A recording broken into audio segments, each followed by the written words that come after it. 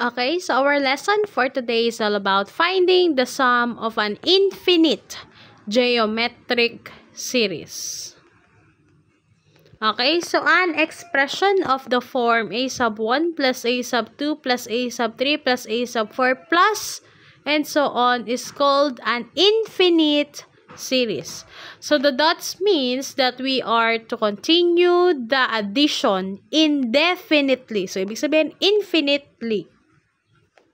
So hence, let's denote let S infinite denote the sum of infinite series. So since infinite ito, so magkakaroon tayo ng series ng infinite sequence. Or it is what we call infinite series.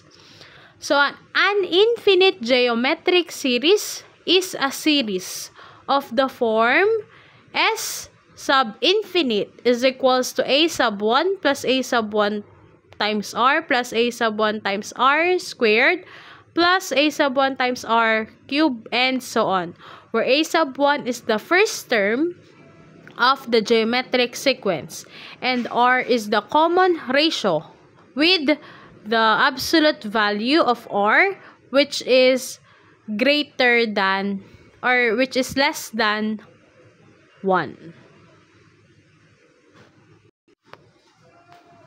So the sum of an infinite geometric series, if r is less than 1, then the geometric series, which is S sub infinite, is equals to a sub 1 plus a sub 1 times r plus a sub 1 times r squared plus a sub 1 times r cubed plus and so on approaches a real number such that S sub infinite is equals to a sub 1 plus 1 minus r. So we're going to use this formula, which is S sub infinite is equals to a sub 1 divided by or over 1 minus r. Again, we're going to use that formula. So proof, since r is less than 1, it means that the common ratio is on the union of the compound inequalities. So negative 1 is less than r, but r is less than 0. And 0 is greater than r, but r is and 0 is less than r, but r is less than 1. Also, with r being a fraction less than 1, of the value of r raised to n becomes smaller and smaller as n increases without bound. Eventually, this value a sub 1 raised to a sub 1 times r raised to n will become 0. So again, ito ay derivation ng ating formula. So ang gagamitin nating formula is S sub infinite is equals to a sub 1 over 1 minus r. Okay, so example number 1. Find the sum of 4 plus 2.4 plus 1.44 plus 0.864 plus and so on. So we're going to determine first the given. So we're going to check whether the series is a geometric sequence by getting the common ratio. So paano natin hahanapin ang common ratio nito? So a sub 2, ang given natin a sub 2 is 2.4, then ang a sub 1 natin is 4. So 2.4 divided by 4 is equals to 0.6. Same din siya, na 0.6 din ang sagot kapag ang ating a sub 3 which is 1.44 divided by a sub 2 which is 2.4 is also equals to 0.6. Same din siya sa a sub 4 natin divided by a sub 3 which is 0.864 divided by 1.44. Ang answer din natin ay 0.6. So therefore, ang ating sequence is a geometric sequence. So, since nakuha na natin ang value ng ating r, we're going to substitute it to the formula. So, since the sum continues infinitely, It means that the terms in this series are generated by multiplying the preceding term by 0.6.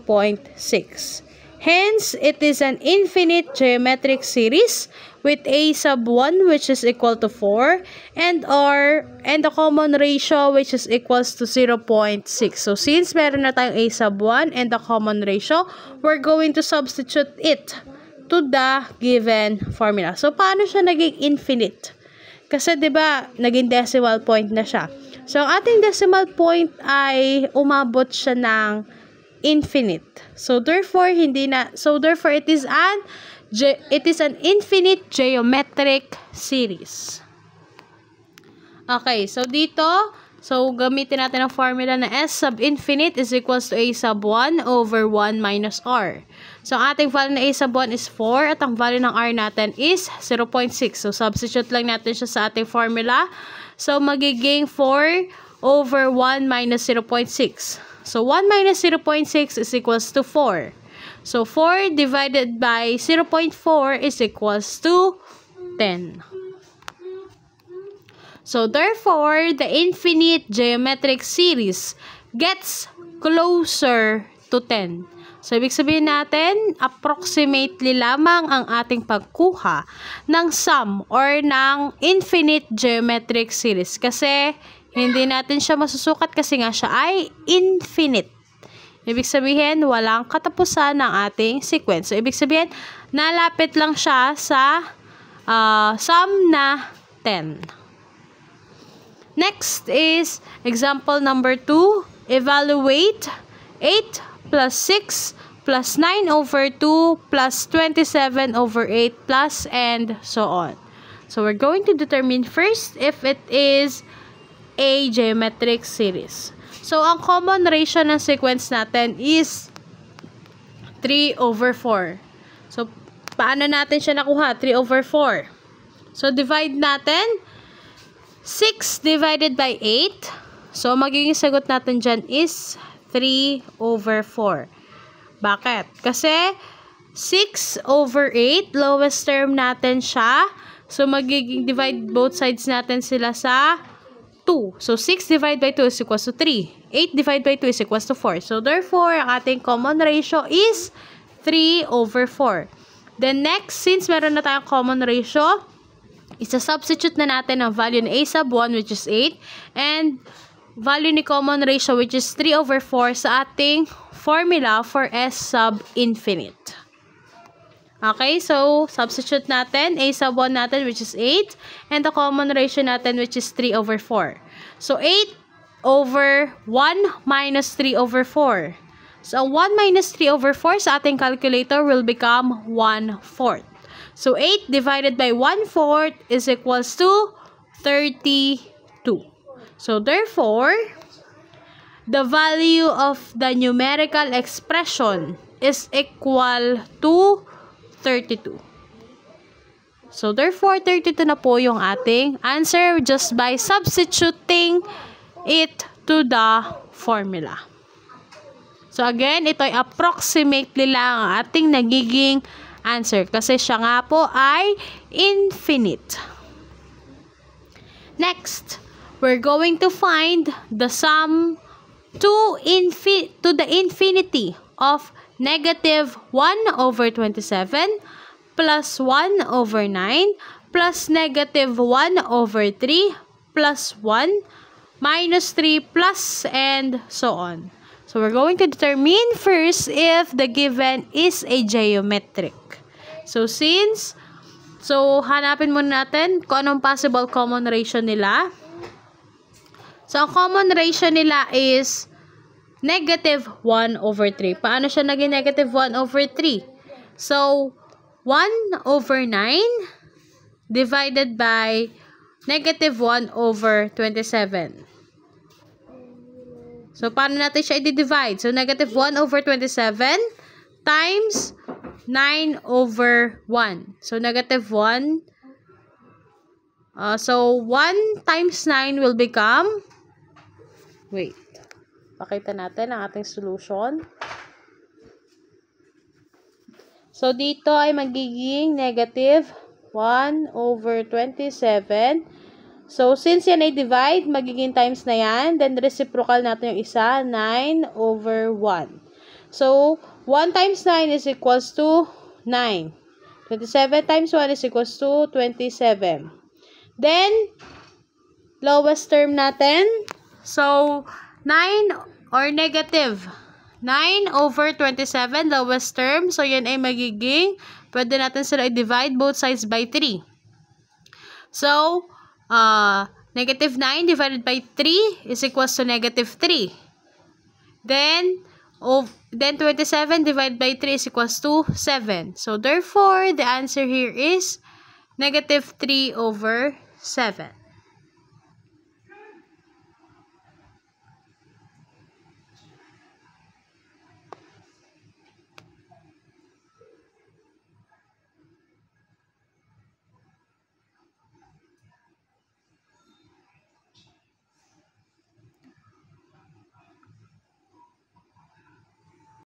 So, mali pala ang aking lowest term. So, ang ating lowest term dito is 9 over, or negative 9 over 27. Lowest term, pwede sila i-divide both sides by, by 9. So, yan ay magiging 1 over 3. Since meron tayong negative, kaya siya magiging negative 1 over 3. So, pwede rin naman ang gawin nyo na lang dito is negative 3 divided by 1. So, magiging sagot din natin dyan is 1 over 3. Okay, so since nakuha na natin ang common ratio, we're going to substitute the a sub 1, which is negative 1 over 27, and the common ratio, which is negative 1 over 3 to the formula. Okay, so substitute natin, negative 1 over 27, divided by or over 1, minus negative 1 over 3. So, since ito ay magkadikit na negative, so it will become 1 plus 1 over 3. Ang 1 plus 1 over 3 is equals to 4 over 3. Then, divide natin ang negative 1 over 27 divided by 4 over 3. So, therefore, reciprocal ulit natin. So, pakita natin ang ating solution. So, therefore, ito po ay magiging negative 1 over 27. So, since naka-divide to, gagawin natin siyang times. Then, reciprocal natin siya into 3 over 4. So, negative 1 over 3 is equals to, dito natin ilagay, is equals to negative 3 over 27 times 4. Okay, negative 3. So, 27 times 4 is equals to 108. So, therefore, negative 3 over 108, lowest term niya is, so divide both sides natin sa 3, or lowest term natin is, pwede natin i-divide para sa 3. So, ang magiging sagot natin, our final answer will be negative 1 over 36.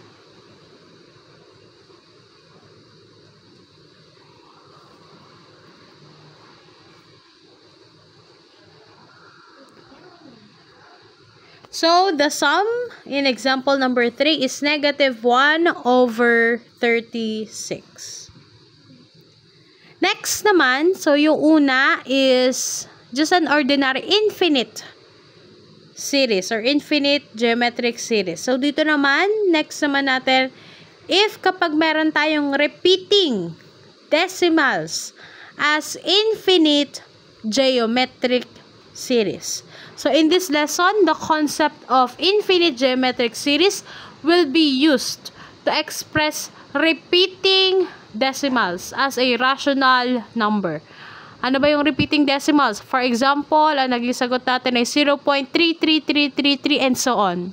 Maaari din naman 0.676767 and so on. So, yun po ang ating repeating decimals.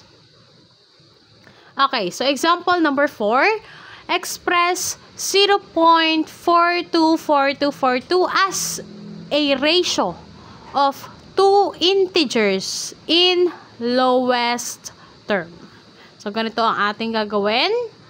So, the repeating decimals, 0.424242 can be written as, so, pwede natin siyang isulat na panibago as 0.42 plus 0.0042 plus 0.000042 plus 0.00000042. So it is clear that the terms form a geometric sequence. So the common ratio of this S sub infinite sequence is R is equals to 0.01. And ang ating A sub 1 dito ay 42. So, we're going to substitute these values to S sub infinite. So, bakit siya naging, ang ating common ratio ay 0.01.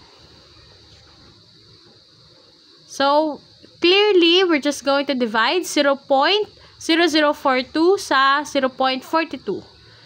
Then, ang ating A sub 1 dito ay 42 na lamang. So, ginawa natin siyang whole number kasi meron naman na tayong common ratio na 0.01. And as you can see, itong ating given dito na 0.42, yung naunang 42, ginawa natin siyang 0, 0 sa ating next term. Then, yung naunang 4 na 42 dito, ginawa natin siyang 0, 0 para makuha ang another term. Same with the next term. So, and, ganun lang din ang ating magiging pattern para makuha natin ang ating common ratio or ating geometric sequence. So, para maging geometric sequence ang ating repeating decimals. Okay, so meron na tayong given na A sub 1 which is 0.42 and then ang ating common ratio which is 0.01. So, 0.42 over 1 minus 0.01. So, 0.42 over 0.99. So, since para sila may 0 point, i-ano natin sila into 42 divided by 99. So, ang ating S sub infinite is equals to 14 over 33. So, lowest term lang natin ang ating 42 over 99. Kaya siya naging 14 over 33. Since pares kasi ito ng decimal places, itong 0.42 and 0.99, tinagtag na natin ang ating decimal. Ginawa na lang natin sila na whole number.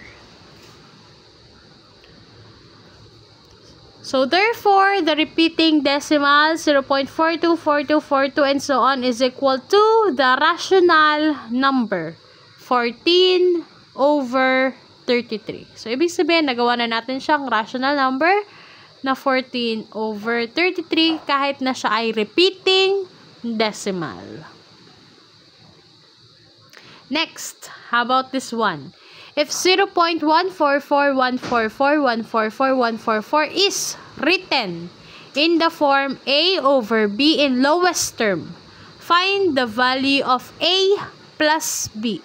So, katulad din ang ginawa natin kanina, pero ito ay hahanapin natin ang pinaka-final answer nito na A plus B. Ibig sabihin, pagka-plus natin yung magiging numerator and the denominator. Okay? So, observe that 0.144144144 and so on is also equals to 0.144 plus 0.0000144 plus 0.000000144 and so on is a repeating decimal. The infinite sum is an infinite geometric series with A sub 1 which is 0.144 and ang ating R or the common ratio which is 0.001. So as you can see here, dito kung dun sa nauna, meron tayong repeating decimal na 2 lang. Dito sa sunod na example, meron tayong repeating decimal na 3. So therefore, ang ating common ratio ay meron ding 3 decimal places. So since pare-pares lang naman sila na number, kaya ating naging common ratio ay 0.001 which has also a 3 decimal places. So we're going to substitute the given which is the A sub 1 and the common ratio in our formula. Okay. So yan ay magiging 0.144 over 1 minus 0.001. So, 1 minus 0.001 is equal to 0.999. So, since parehas naman sila ng decimal places. So, kaya magiging sagot na lang natin dito is equal to 144 over 999. So, lowest term nito is equals to 16 over 111. So, thus, the repeating decimal is equals to 16 over 11, which is of the form A over B in lowest term. So, since meron tayong hinahanap na A plus B, so, pagpa-plus lang natin si 16 plus 111, ang magiging sagot natin dito, our final answer natin is 127.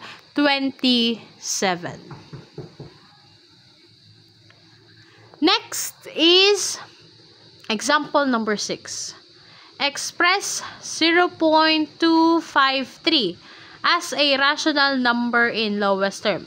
So, kung mapapansin nyo, meron tayong bar line sa 53. Ibig sabihin, yung 53 natin ang repeating decimal.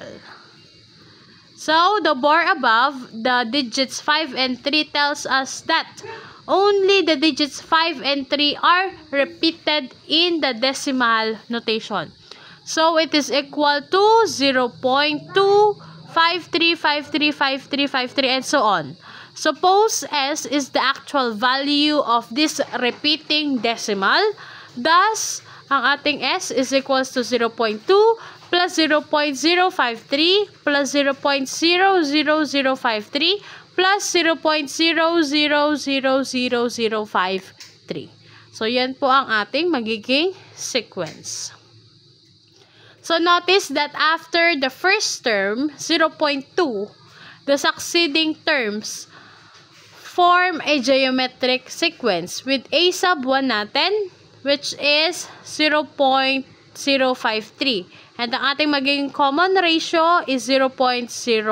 Kasi meron tayong 2 decimal places na nagre-repeating lang. So, therefore, ang ating common ratio is 0.01.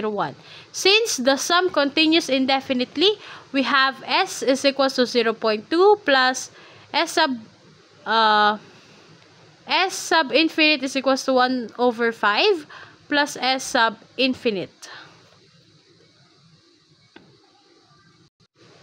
So, hahanapin muna natin ang value ng ating S sub infinite. Kasi yung magiging A sub 1 natin sa S sub infinite is 0.053. Then, ating common ratio is 0.01. So, we're going to substitute. Ang ating A sub 1 is 0.053 over 1 minus 0.01, which is our common ratio. So, 1 minus 0.01 is equal to 0.99. So, since hindi sila magkaparehas ng decimal place, ang magiging sagot natin dyan is 53 over 990. So, bakit siya naging 990? Kasi ang nakalagay lang natin dito is 0.99. So, dapat meron pa siyang isa pang number para maging magkatulad sila ng decimal place ng 53.